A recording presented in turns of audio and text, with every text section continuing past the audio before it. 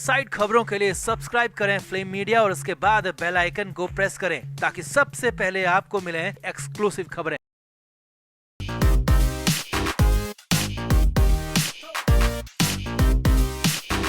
महाराष्ट्र में चुनाव बिल्कुल दहलीज पर खड़े हैं। हर पार्टी अपनी तैयारी का दावा तो कर रही है, लेकिन इस दावे के नीचे खोखलापन साफ साफ दिखाई दे रहा है। क्योंकि महाविकास अघाड़ी से जो खबर आ रही है उसके मुताबिक महाविकास अघाड़ी में यानी कि उद्धव ठाकरे, शरद पवार और कांग्रेसी नेताओं के बीच 31 सीटों को लेकर मामला गर्मा गया है। जी हाँ, महाराष्ट्र की 31 सीटों को लेकर तीनों ही पार्टियों के बीच में मतभेद जबरदस्त आ गए हैं। तो कौन सी है ये 31 सीटें और क्या इन 31 सीटों को लेकर वाकई में महाविकास अघाड़ी में कोहराम मचा है और क्यों महायुति ने भी इन्हीं सीटों पर अपनी नजरें गड़ा ली है। पूरी डिटेल खबर आपको दिखाते हैं। आप भी वीडियो को शेयर करें और अपनी राय महाराष्ट्र चुनाव को लेकर जरूर दें।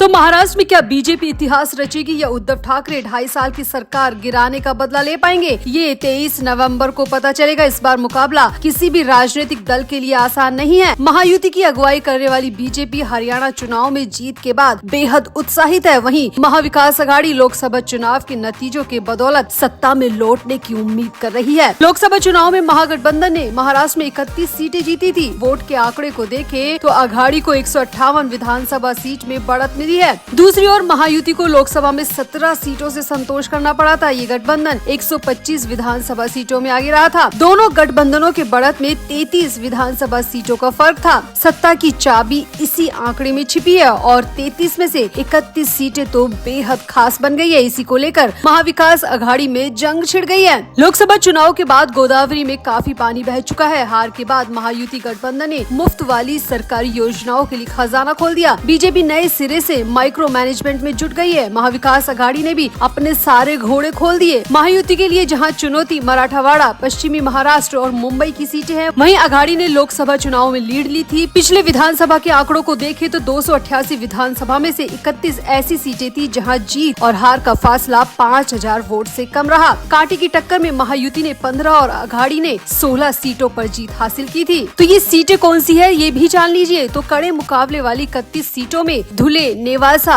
भोकरादान, Pusad, Ramtek, Hadgaon, Bhokar, Naigaon, Deglur, Mukhed, Udgir, Ahmadpur, Solapur central, Shirol, Karad north, Karad south, Sangola, Mahadi, Pune cantt, Maval, Chembur, Chandivali, Majalgaon, Bhandup, Malad west, डिंडेसी, नासिक सेंट्रल, दहानू और धुले सिटी शामिल हैं। लोकसभा चुनाव के दौरान भी इन सीटों पर दोनों गठबंधनों के बीच जबरदस्त टक्कर हुई थी। वैसे तो लोकसभा और विधानसभा चुनाव में वोटिंग पैटर्न अलग अलग होते हैं, लेकिन वोटों के आंकड़े आने वाले नतीजों का संकेत दे देते हैं। 2024 के विधानसभा चुनाव के दौरान महाराष्ट्र के राजनीतिक हालात भी बदल गए हैं। पहले जहां 2 गठबंधनों में 4 दलों में मुख्य मुकाबला होता था, वहीं अब 6 दल आमने सामने हैं। और ये 6 दल कौन कौन से हैं आप अच्छी तरह जानते हैं। महायुति में बीजेपी, एकनाथ शिंदे की शिवसेना और अजित पवार की एनसीपी। तो वहीं अघाड़ी में उद्धव ठाकरे की शिवसेना यूबीटी, कांग्रेस और शरद पवार की एनसीपी एसपी, यानी कि ये 6 दल आपस में भिड़ चुके हैं और ये सभी 6 दल इन 31 सीटों पर नजर बनाए हुए हैं। खबर है कि महाविकास अघाड़ी में इन 31 सीटों को लेकर बवाल मचा हुआ है, क्योंकि शरद पवार जिद पर अड़ गए हैं कि इन 31 सीटों में से उन्हें 25 सीटें चाहिए और कांग्रेस और उद्धव ठाकरे इस पर बिल्कुल भी मंजूर नहीं है। क्योंकि अगर 25 सीटें अकेले शरद पवार ले लेते हैं तो उद्धव और कांग्रेस के हिस्से तो कुछ आएगा ही नहीं। लेकिन खबरों की माने तो शरद पवार को इन 31 में से 25 सीटें चाहिए, वरना वो कोई और फैसला लेने के मूड में भी नजर आ रहे हैं। यानी कि कुल मिलाकर इन 31 सीटों में से 25 सीटों की डिमांड शरद पवार कर चुके हैं और बची कुछ सीटों में कांग्रेस और उद्धव ठाकरे को समझौता करना पड़ सकता है, जो कि कांग्रेस और उद्धव ठाकरे के लिए वाकई में घाटे का सौदा होगा। तो आपको क्या लगता है, वाकई में 31 सीटों पर महाराष्ट्र का असली भविष्य टिका है? क्या 23 नवंबर को जो नतीजे आएंगे इन 31 सीटों पर से आएंगे? क्या वाकई में 288 सीटों में से ये 31 सीटें इतनी महत्वपूर्ण हो गई है? तो आप भी अपनी राय इन सीटों को लेकर जरूर दें और 23 नवंबर को आप किसके पक्ष में जाना चाहेंगे, किसके पक्ष में नतीजे देखना चाहेंगे, वो भी कमेंट बॉक्स में जरूर बताएं।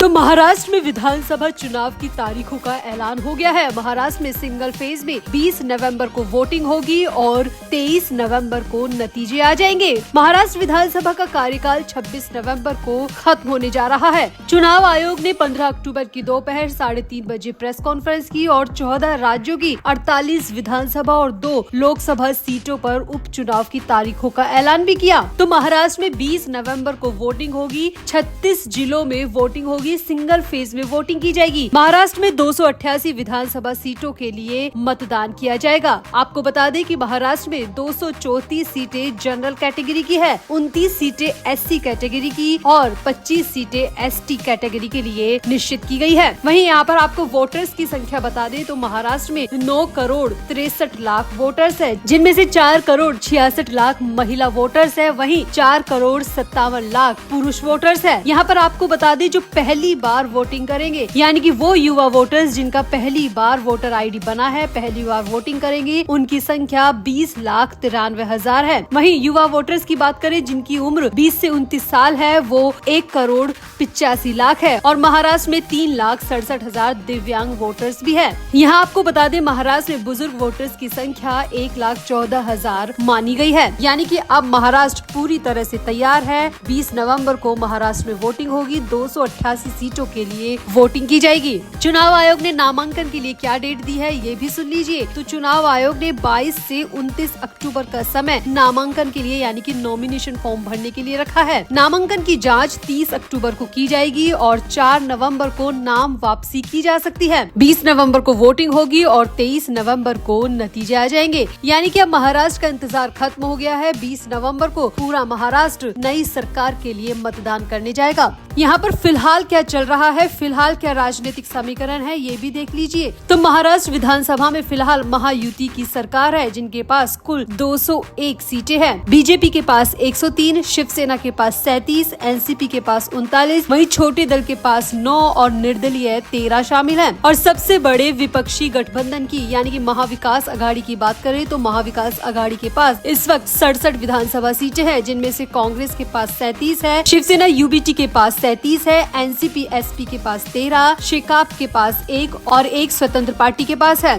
तो लोकसभा 2024 के हिसाब से कौन सी पार्टी विधानसभा में आगे है तो ये भी जान लीजिए। Congress 63, Shiv Sena UBT 57, NCP SP 33, वहीं BJP 79, Shiv Sena Shinde 40, NCP AP 6 और राष्ट्रीय समाज 1 पर है। महाराष्ट्र में महायुति यानी कि शिवसेना, बीजेपी और एनसीपी अजीत पवार गुट की सरकार है। एंटी इनकम्बेंसी और 6 बड़ी पार्टियों के बीच बंटने वाले वोट को साधना इस पार्टी के लिए सबसे बड़ी चुनौती है। वहीं महाराष्ट्र में महाविकास आघाड़ी भी काफी आगे नजर आ रही है। 2024 लोकसभा चुनाव के हिसाब से बीजेपी 60 सीटों के आसपास सिमट जाएगी। वहीं विपक्षी गठबंधन के एक सर्वे में राज्य की 288 सीटों पर MVA यानी महाविकास आघाड़ी को 160 सीटें मिलने का अनुमान जताया जा रहा है। बीजेपी के लिए मराठा आंदोलन सबसे बड़ी चुनौती है। इसके अलावा शिवसेना और एनसीपी में तोड़फोड़ के बाद यानी कि बंटवारे के बाद उद्धव ठाकरे और शरद पवार के साथ लोगों की सिंपैथी नजर आ रही है। तो आपको क्या लगता है 20 नवंबर को महाराष्ट्र किसका साथ देगा? 23 नवंबर को किसके हक में फैसला आएगा? क्या महायुति एक बार फिर से सरकार बनाने में कामयाब होगी या फिर महाराष्ट्र की जनता बदलाव के लिए MVA को चुनेगी? आप भी अपनी राय कमेंट बॉक्स में जरूर दें और वीडियो को भी शेयर करें।